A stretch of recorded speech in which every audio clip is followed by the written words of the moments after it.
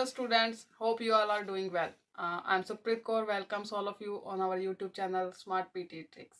First of all, I would like to thank all of you for your love and support.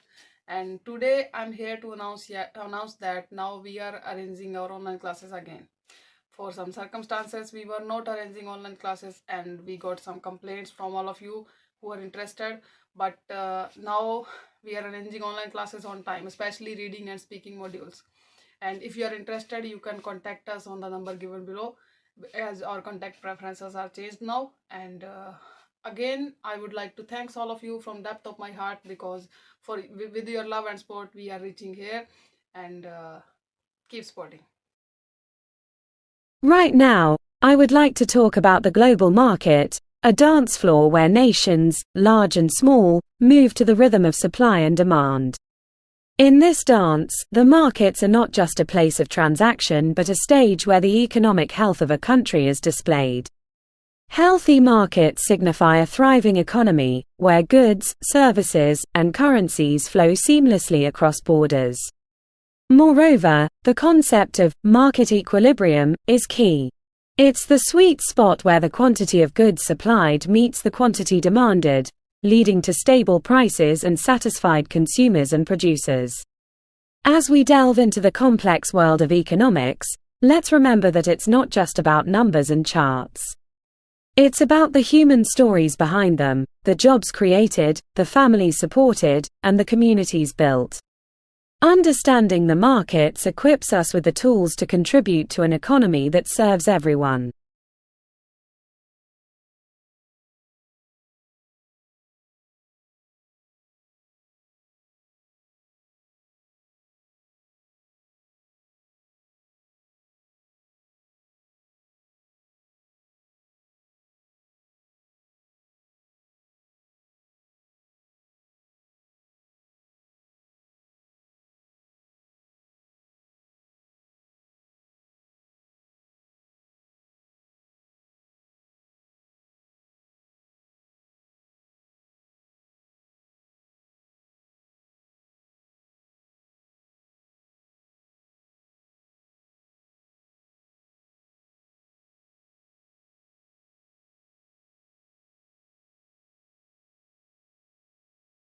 As we gather here today, let's reflect on the intricate symphony of life that is biodiversity. This variety of life forms the foundation of the ecosystems upon which we all depend.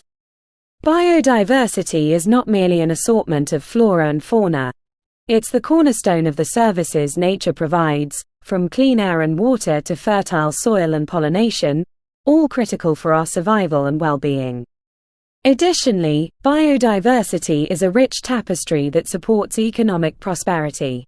The variety of species and their interactions drive ecotourism and sustain traditional industries such as fishing and agriculture.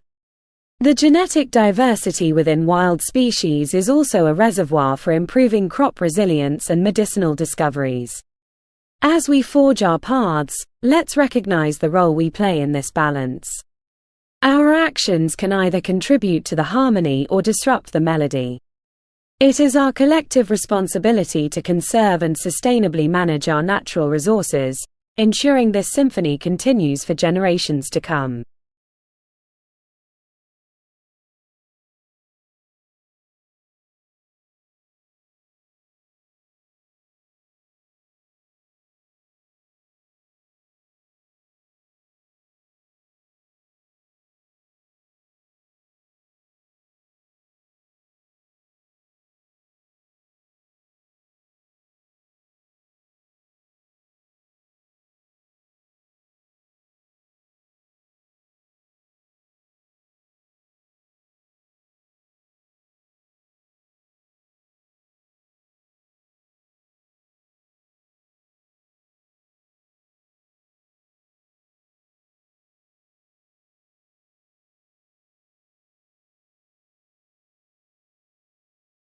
In the realm of film, we find a universal language that transcends borders and connects hearts.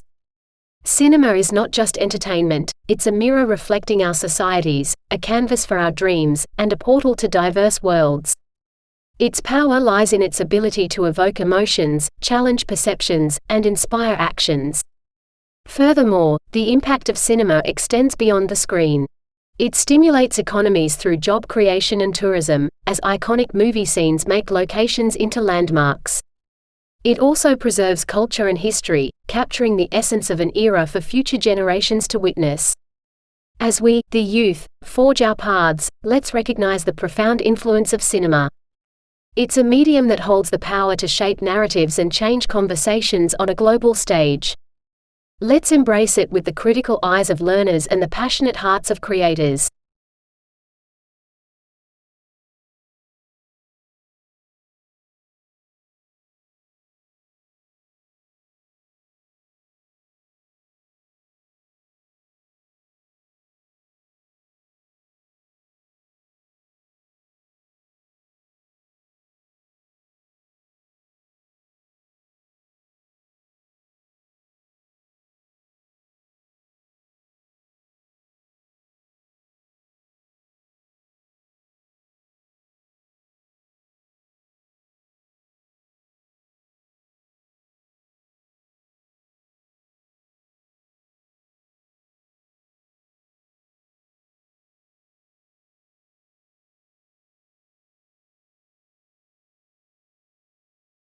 The major currency of our reward system is dopamine, an important chemical or neurotransmitter.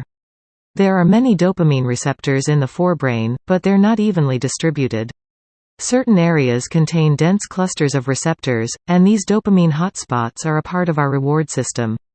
Drugs like alcohol, nicotine, or heroin send dopamine into overdrive, leading some people to constantly seek that high, in other words, to be addicted. Sugar also causes dopamine to be released, though not as violently as drugs.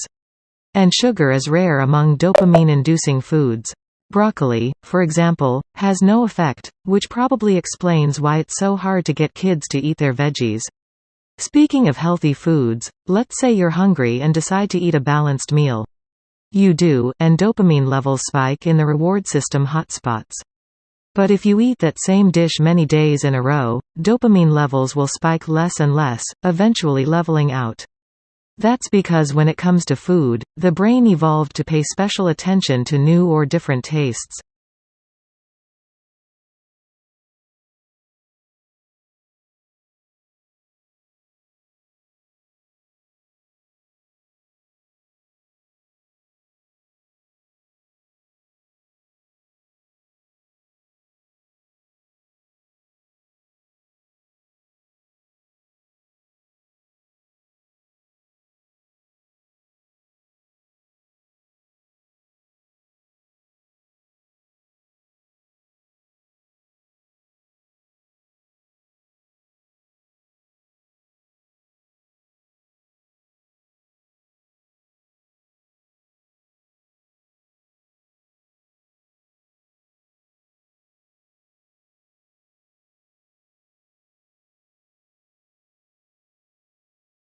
We've all heard the phrase, laughter is the best medicine.